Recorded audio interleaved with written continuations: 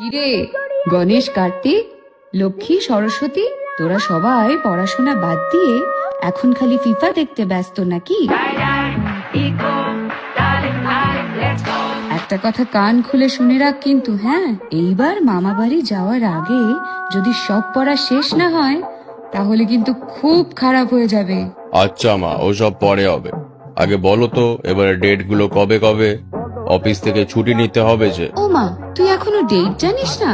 তাহলে শুনে রাখ, 16ই অক্টোবর ষষ্ঠী, 17 আর 18 অক্টোবর সপ্তমী, 19 অক্টোবর অষ্টমী, 20 অক্টোবর নবমী আর 21 অক্টোবর দশমী। গেল, আমার বসটা একদম মহা পাজি লোক।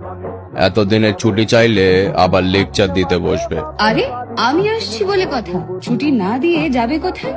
আর যদি বেশি ঝামেলা করে তাহলে তোর অফিসের সামনে একটা প্যান্ডেল বানিয়ে দেবো। তাহলে তোরা সবাই রেডি তো? ক্যালেন্ডারে ডেটগুলো কিন্তু মার্ক করে রাখ।